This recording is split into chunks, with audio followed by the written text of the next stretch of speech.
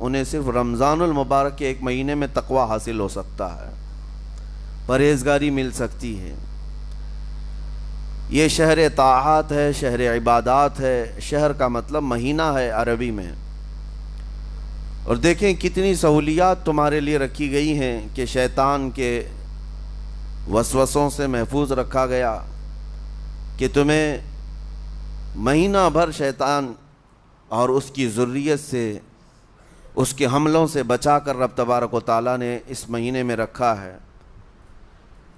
تو اب میرے عزیزو، تھوڑی سی محنت کی ضرورت ہوتی ہے تاکہ ہمارا دل پاک ہو جائے۔ تھوڑی سی اور محنت اس میں کر لی جائے تو انسان کا باطن پاک ہو جائے۔ تقوی کیا چیز ہے اور اس کا حاصل کرنا کیوں ضروری ہے، میں آپ کو بتاؤں۔ تقوی کا مطلب سب سے اہم چیز یہ ہے اللہ کا خوف۔ یہ بنیادی چیز ہے، یہ بنیادی چیز ہے، اور یہ اگر بنیاد ہے تو ہر عمل میں آپ کے تقوی حاصل ہو جائے گا۔ نماز کیوں پڑھتے ہو؟ نماز ایک ڈیوٹی سمجھ کر کے پڑھتا ہے تو کوئی مسئلہ ہی نہیں اس کا، یعنی وہ ڈیوٹی ادا کر رہا ہے۔ لیکن نماز میں اگر خوف خدا ہے، اللہ کے ڈر سے پڑھتا ہے، یہی تقوی ہے۔ روزہ کیوں رکھ رہا ہے؟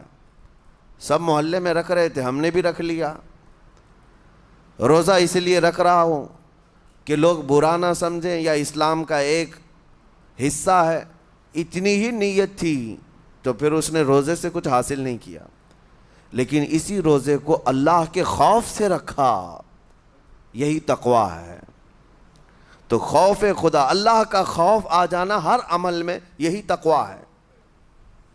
اور اگر یہ چیز نہیں ہے تو انسان بہت بڑے بڑے گناہ بھی کر جاتا ہے، اسے ڈر نہیں لگتا۔ روزہ چھوڑ دیا، اسے کوئی خوف ہی نہیں ہے، بلکہ دھڑلے سے لوگوں کے سامنے کہتا بھی پھر رہا ہو کہ مجھے یہ سب چیزوں میں وشواس نہیں، یقین نہیں ہے۔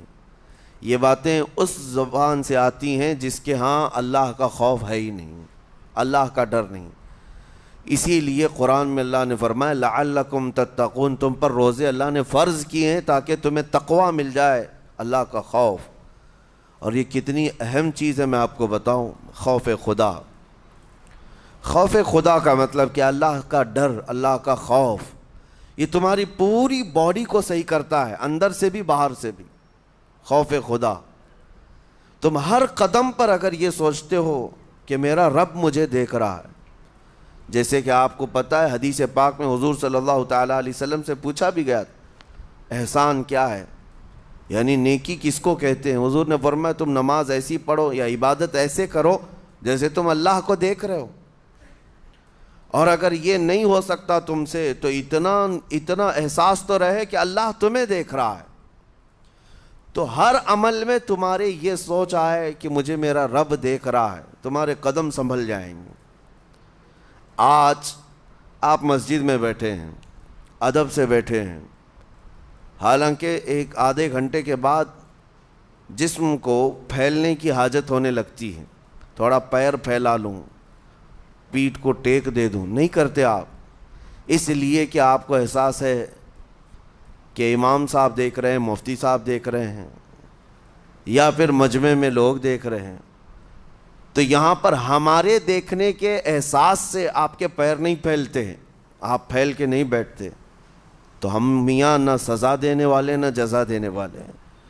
یہی احساس اگر اللہ کے دیکھنے کا ہو جائے کہ میرا رب مجھے دیکھ رہا ہے، تو پھر آپ کو کسی نگرانی کی ضرورت نہیں، کہیں کسی سی سی ٹی وی کی ضرورت نہیں۔ اللہ کا خوف اگر بندے کے دل میں آ جائے، وہ ہر لمحے، ہر گھڑی، ہر علاقے میں محفوظ رہتا ہے، اپنے آپ کو محفوظ رکھتا ہے۔ میرے عزیزو، 4 سال کی عمر ہے امام اہل سنت فاضل بریلوی رحمۃ اللہ علیہ، امام محمد رضا خان رحمۃ اللہ علیہ، 4 سال کی عمر میں روزہ رکھ لیا۔ گرمیوں کی شدت تھی، گھرانہ علمی گھرانہ ہے، باپ بھی بڑے عالم دین، دادا بھی بڑے عالم دین ہیں۔ 4 سال کی عمر میں روزہ تو رکھ لیا، اور جب تھوڑی دوپہر ڈھل گئی، اچھوں کی حالت دھوپ کے دنوں میں خراب ہونے لگتی ہے، تو شام ہونے کو قریب تھی کہ ایک کمرے کے اندر دادا محترم نے پوتے کو بند کر دیا اور کچھ پھل فروٹ ساری چیزیں اندر رکھ کر کے دروازہ باہر سے بند کر لیا. کہا بیٹا کھا لینا، میں کسی کو بتاؤں گا نہیں، کسی کو نہیں بولوں گا. 4 سال کی عمر ہے، تمہارا روزہ بھی رہے گا، کھا کر کے تھوڑا پیٹ ہلکا کر لینا. تو یہ دروازہ بند کر کے دادا محترم چلے گئے. کافی دیر کے بعد دروازہ کھلا تو وہ پھل فروٹ ویسے کے ویسے ہیں، بچہ ویسے ہی بیٹھا ہوا ہے. امام احمد رضا رحمۃ اللہ تعالیٰ علیہ، 4 سال کی عمر کی بات کر رہا ہوں. دادا نے آ کر پوچھا بیٹا کھائے نہیں؟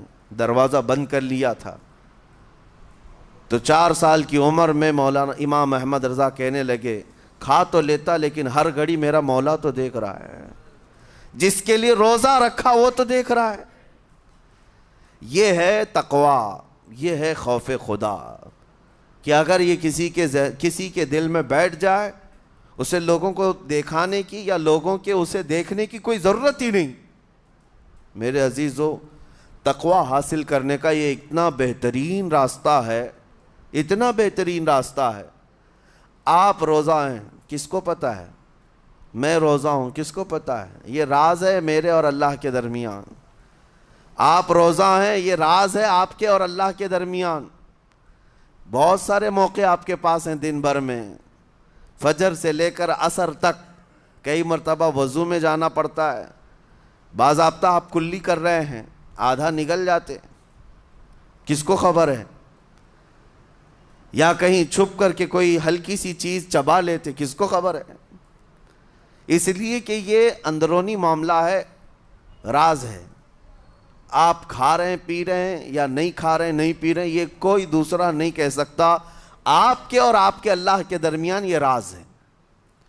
اور آپ بچے ہوئے ہیں، حلق سوکھا ہے شام کے وقت میں، اور پیٹ بھی پیٹ سے لگنے آ جاتی ہے. کام کرنے والے جانتے ہیں کہ شام ہوتے ہی روزے کا اثر کس قدر ظاہر ہوتا ہے. کام کرنے والوں کو زیادہ اثر پڑتا ہے، اے سی میں سونے والوں کو روزہ کہاں پتہ چلتا ہے. لیکن اس وقت بھی وہ نہ پانی کا ایک قطرہ حلق میں ڈالنا چاہتا ہے، نہ کوئی چیز چھپ کر کے چبانا چاہتا ہے. مجھے بتاؤ میرے عزیزو، کیوں اپنے آپ پر یہ تکلیف اور اپنے آپ پر یہ زیادتی کر رہے ہو؟ آپ کو اندازہ ہوتا ہے یہ میں زیادتی نہیں کر رہا، نہ یہ اپنے آپ کو تکلیف میں ڈال رہا ہوں، یہ میرے رب کی رضا ہے، میں اسی پر قائم ہوں. اسی لیے فرمایا گیا کہ جب افطاری کا دسترخوان بچھتا ہے اور پہلے ہی آ کر کے لوگ بیٹھتے ہیں، اور یہ سنت بھی ہے، ایسے نہیں کہ بھاگتے بھاگتے آپ آئے، وقت ہوا کھجور لیے اور کھا گئے. افطاری کے وقت سے تھوڑی دیر پہلے بیٹھ جاؤ. تمہارے دسترخوان پر نعمتیں رکھی ہوئی ہیں، پھل بھی ہیں، میوہ جات بھی ہیں، کچھ کھانے پینے کی چیزیں بھی ہیں، ٹھنڈا شربت بھی ہے، دیکھتے ہوئے بیٹھے ہیں آپ، لیکن ہاتھ نہیں لگاتے ہیں. انتظار ہے وقت کا کہ ادھر سورج کے غروب ہونا ہے اور میری افطار ہونی ہے. اعلان سنتے ہیں، اذان سنتے ہیں، اس کے بعد آپ اٹھاتے ہیں، لیکن اتنی دیر تک آپ خاموش بیٹھے ہیں دسترخوان کے پاس، سارے لوگ دیکھتے رہتے. یہ وہ منظر ہے جس کو فرمایا گیا رب ذوالجلال بھی اپنے بندوں کو دیکھ رہا ہے.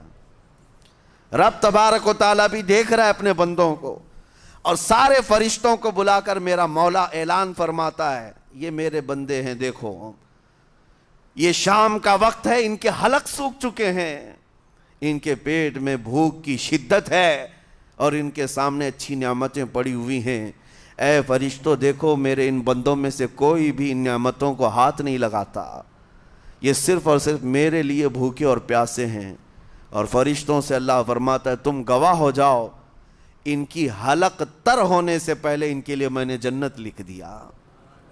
اسی لیے حدیث پاک میں ہے جب افطار کرتے میرے آقا صلی اللہ علیہ وسلم یوں ارشاد فرماتے ذهب الظمأ وابتلت العروق وثبت الاجر انشاءاللہ. پیاس بجھ گئی، رگیں ٹھنڈی ہو گئی، اور اجر اللہ کے ہاں پکا ہو گیا. یہ حضور پاک ہر افطار میں عرض کرتے تھے. میں آپ کو یہ عرض کر رہا ہوں کہ یہ چھپی ہوئی چیز، اسی کا نام تقویٰ ہے. آپ صرف اور صرف بچے ہیں اللہ کے خوف سے. اب سنو حدیث پاک، قیامت کے دن حساب و کتاب ہوگا اور جنت میں جانے کا پروانہ کچھ لوگوں کو مل جائے گا اور سب جنت کی طرف جا رہے ہوں گے۔ اس میں بہت سارے لوگ ہیں جو پل صراط پر چل کر کے جنت پہنچیں گے۔ اب جب کافی لوگ جنت کے دروازے پر پہنچیں گے، ایک جماعت ایسی ہوگی جو پورے راستے میں کہیں نظر نہیں آئی، جنت جانے کے راستے میں کہیں نظر نہیں آئی، لیکن جنت کے دروازے پر وہ پہلے سے موجود تھے، چلے تھے نہیں چلے تھے کسی نے دیکھا ہی نہیں۔ دوسرے جنتی ان سے پوچھتے ہیں اس جماعت سے کہ تم یہاں کیسے پہنچے اور یہ انعام کس بات کا ہے تمہارے لیے؟ تو وہ جنتی کہتے ہیں ہمیں روزے داروں کی جماعت میں رکھا گیا، ہمارے روزے اللہ کو پسند آئے، اور آج رب تبارک و تعالیٰ کا حکم ہوا کہ ساری دنیا سے چھپ کر تم میرے لیے روزہ رکھتے تھے، دنیا کو پتہ نہیں تھا تم بھوکے ہو پیاسے ہو، اور اے بندو آج سارے لوگوں کی نظروں سے چھپا کر میں تمہیں جنت پہنچاؤں گا۔ وہ ایک جماعت ایسی ہے جو راستے بھر چلتی ہوئی نظر تو نہیں آئی لیکن جنت میں پہنچ گئی، وہ روزے داروں کی ہے۔ آج یہ تقوی حاصل کرنے کا سب سے بہترین راستہ، اور تقوی کیوں ضروری ہے؟ اب آپ کے روزے سے کچھ حاصل ہوا نہیں ہوا آپ کو دیکھنا بھی ہے، یہ نہیں کہ کیلنڈر کی طرح گنتے جاؤ، 1 ہو گیا، 2 ہو گئے، 3 ہو گئے، ہوتے جائیں گے، یہ دن تو چلتے رہتے ہیں، گنتے گنتے 20 بھی ہو جائیں گے، 25 بھی ہو جائیں گے، 30 بھی ہو جائیں گے۔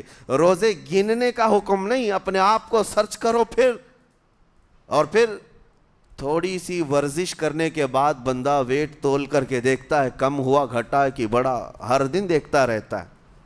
ہاں، ورزش کرنے کے بعد پھر ناپ کر کے دیکھتا ہے میرے جسم کا وزن کتنا گھٹا کتنا بڑا۔ ویٹ گین کرنے والے ویٹ لاس کرنے والے دونوں بھی برابر چیک کرتے رہتے ہیں۔ روزہ رکھنے کے بعد تمہیں خود کو بھی چیک کرنا چاہیے کہ میرے اندر اب تبدیلی آئی یا نہیں آئی۔ ایک روزہ رکھا اور پھر رات کو تراویح میں کھڑا ہوا، میرے اندر بدلاؤ کتنا ہے؟ کیا اب اللہ کی آیات قرآن کی سنتا ہوں میرے آنکھوں سے آنسو آ جاتے ہیں؟ اگر آ گئے ہیں تو اس کا مطلب ہے کہ دل نرم ہو گیا، اس روزے نے اثر دکھانا شروع کیا، اور پھر ویسے کا ویسا ہے، تو اس کا مطلب ہے کہ آپ کے روزے سے آپ کو تقوی نہیں مل رہا ہے، آپ کو تقوی نہیں مل رہا۔ خوف خدا جب آتا ہے تو انسان کا دل موم ہو جاتا، نرم ہو جاتا ہے، اور اللہ کے عذابات سے، جہنم کے خوف سے، قبر کی سختیوں سے وہ رو پڑتا ہے، اس کی آنکھیں بہنے لگ جاتی ہیں، اور جب دل سخت ہوتا ہے پتھر کی طرح تو اسے نہ اللہ کی آیتیں رلاتی ہیں نہ آخرت کا تصور اسے ہلاتا ہے۔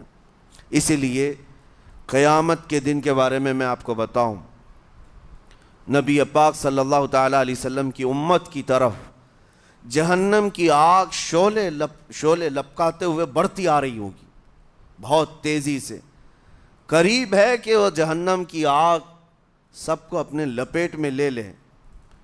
وہاں کھڑے ہوئے بہت سارے لوگ اپنے اپنے اعمال کا صدقہ پیش کرنے لگے، حاجی اپنے حج پیش کر رہے ہیں، نمازی اپنے نماز، روزے دار اپنے روزے، کہ اے جہنم ہماری یہ نیکیوں کا صدقہ رک جا۔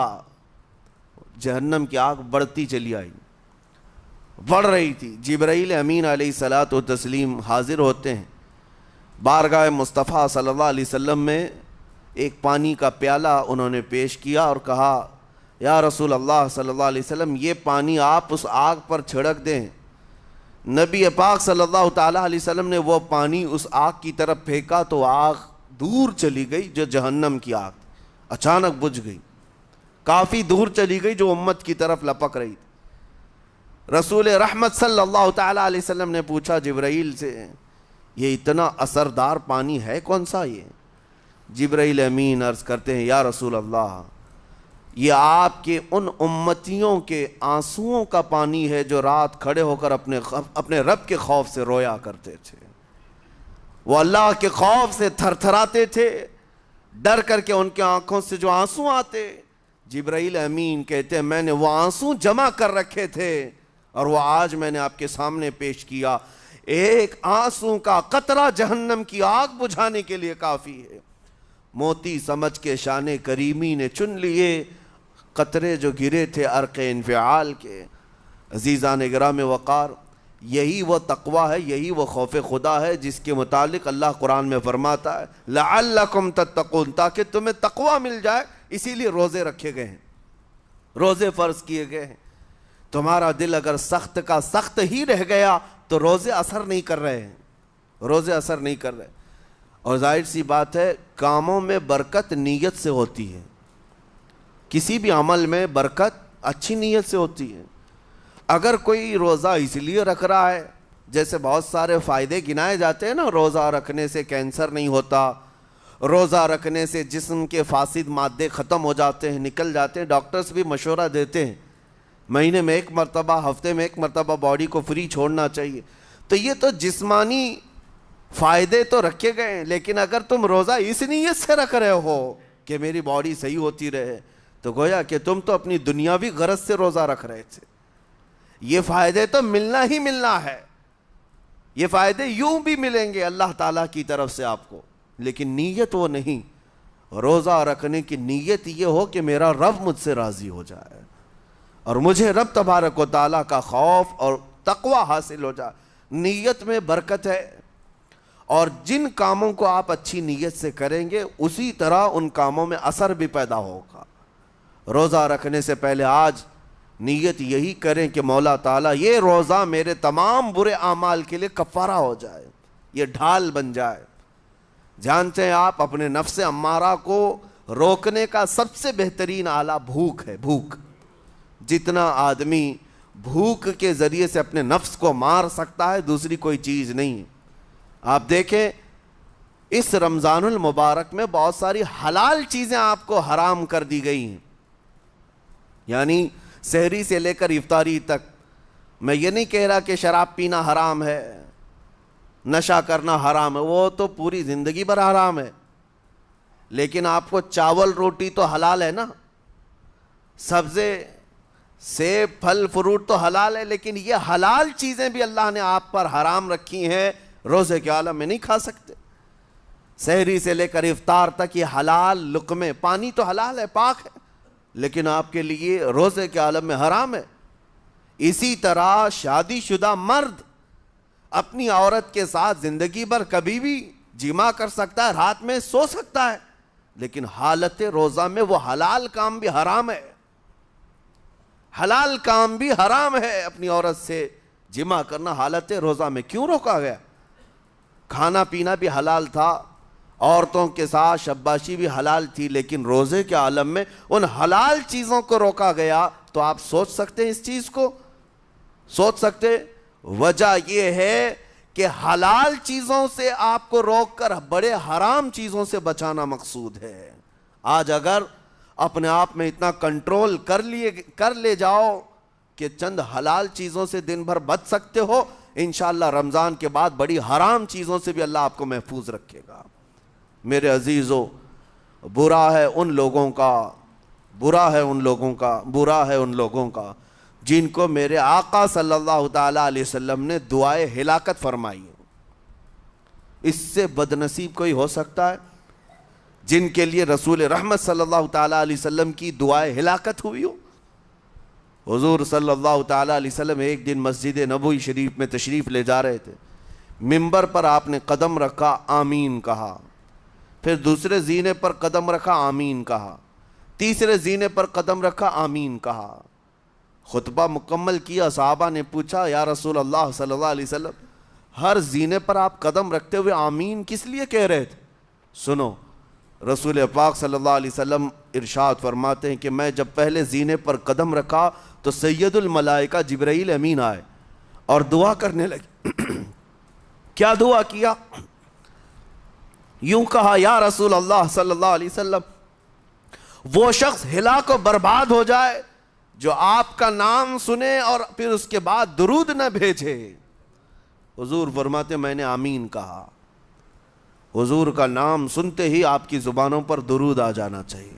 اللہم صلی علی سیدنا محمد وآلہ وصحبہ وبارک وسلم۔ میرے آقا فرماتے ہیں دوسرے زینے پر قدم رکھا تو جبرائیل امین نے یوں کہا یا رسول اللہ صلی اللہ علیہ وسلم وہ شخص ہلاک و برباد ہو جائے جو زندگی میں اپنے ماں اور باپ میں سے کسی ایک کے بڑھاپے کو پایا اور ان کی خدمت کر کے جنت نہیں حاصل کر سکا بلکہ ان کو ایسے ہی چھوڑے رکھا، ایسا شخص برباد ہو جائے۔ حضور فرماتے میں نے آمین کہا۔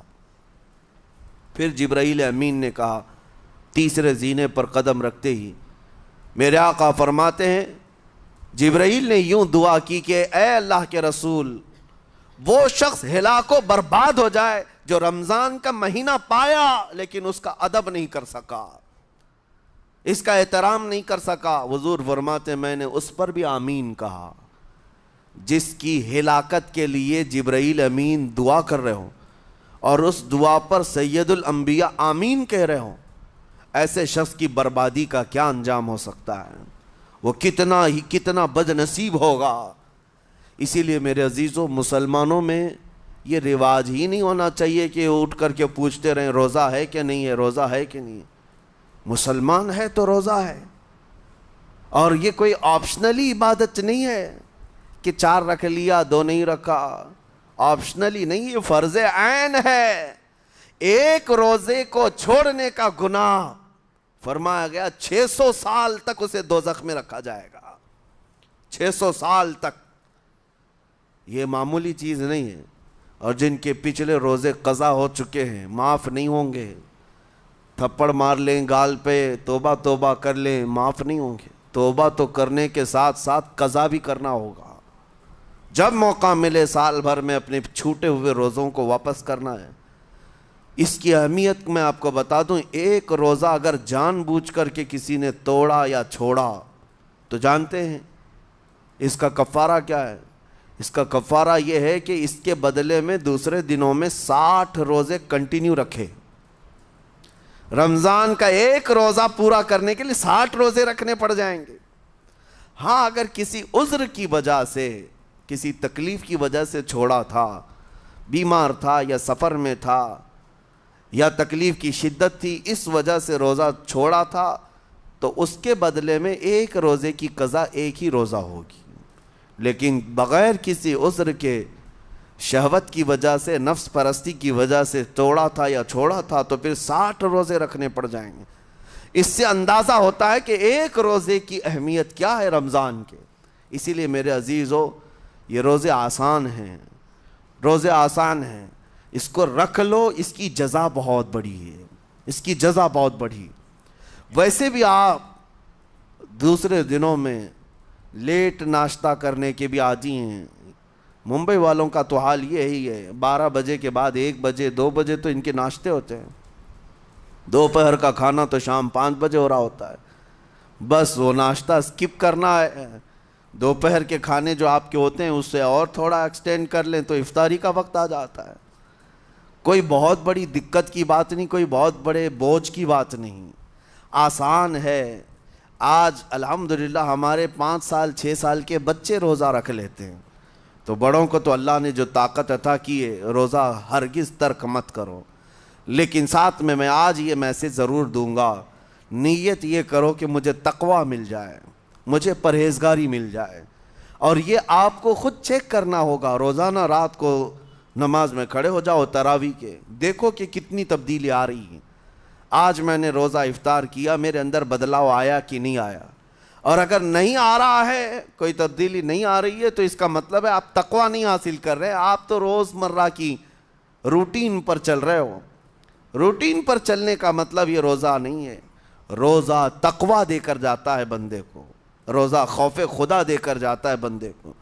اسی لیے میرے عزیزو آج دیکھیں آپ بہت ساری برائیوں سے رمضان میں بچ جاتے ہیں، تھوڑی اور محنت کی ضرورت ہے۔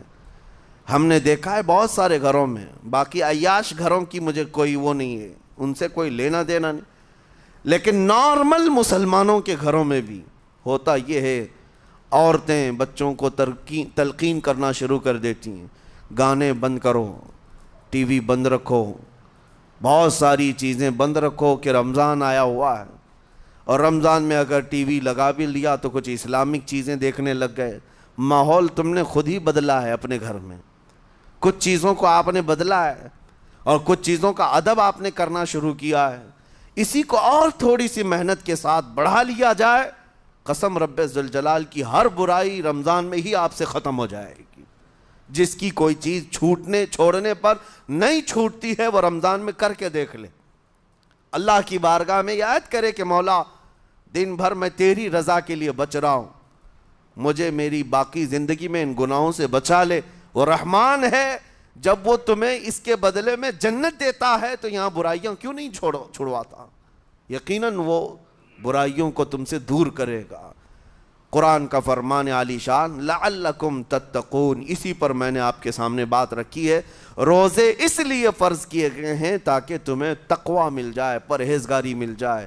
بعض لوگوں کو دیکھا گیا ہے رمضان المبارکہ میں بھی وہ اپنی بری حرکات سے باز نہیں آئے، ان کی روٹین ویسی ہی جاری رہی، نعوذ باللہ نظروں کی خطائیں بھی باقی رہیں۔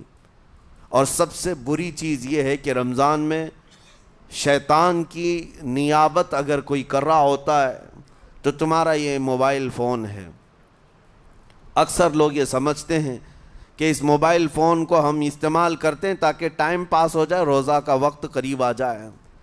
اس ٹائم پاس کے چکر میں تم کیا کیا دیکھتے رہ جاتے ہو اور کہاں تک یہ چیزیں پہنچاتی ہیں تمہیں اندازہ بھی نہیں ہوتا، احساس بھی نہیں ہوتا، تو تمہاری رہی صحیح عبادت کو بھی یہ ہضم کر جاتا ہے، کھا جاتا ہے۔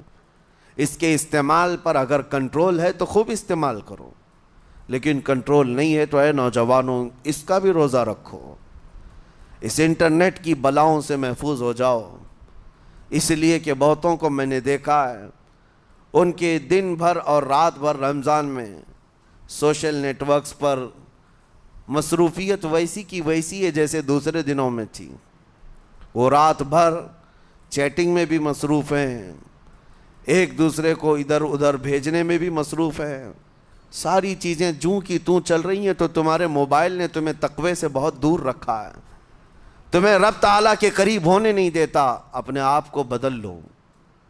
ظاہر سی بات ہے یہ سخت چیز ہے، اگر کوشش کرو گے تو بچ جاؤ گے، اور تقوی اتنی آسانی سے تو نہیں ملتا، اپنے آپ کو سٹرگل کرو، انشاءاللہ العزیز دل پاک ہو جائے گا، پھر آپ کو اپنی زندگی کے اندر جو اجالے نظر آئیں گے وہ خود آپ محسوس کریں گے، آپ محسوس کریں گے۔ گناہوں کے اندھیروں نے دل پر ایسی کالک رکھی ہے کہ آپ کو کچھ بھی یہاں پر سمجھ میں نہیں آتا، ورنہ نمازوں کا لطف ایسا ہے، قرآن کا مزہ ایسا ہے، جسے یہ لگ جائے دنیا کی کوئی نعمت اس کے سامنے ہیچ نظر آتی ہے، کوئی چیز اسے اچھی نہیں لگتی، لیکن کب؟ جب اسے تقوی کا اجالا حاصل ہو جائے۔ میرے عزیزو، اللہ کریم کی بارگاہ میں دعا گو ہوں، مولا قدیر و جبار ہم سب کو تقوی و پرہیزگاری عطا فرمائے، اور ہم سب کے روزوں سے اللہ تعالی ہمیں پرہیزگاری عطا فرمائے، ان روزوں کے انوار اور برکات اور رمضان کے احترام کی ہمیں توفیق عطا فرمائے۔ مولا کریم تیری خشیت سے اور تیرے خوف سے آنکھیں جو بھیگتی ہیں ان آنکھوں میں ہمارا شمار فرما دے، تیرے یاد میں رونے والے بندوں میں ہم سب کو شامل فرما۔ وصلی اللہ تعالی علی خیر خلقی محمد وآلہ واصحابہ اجمعین، وآخر دعوانا ان الحمد للہ رب العالمین۔ السلام علیکم۔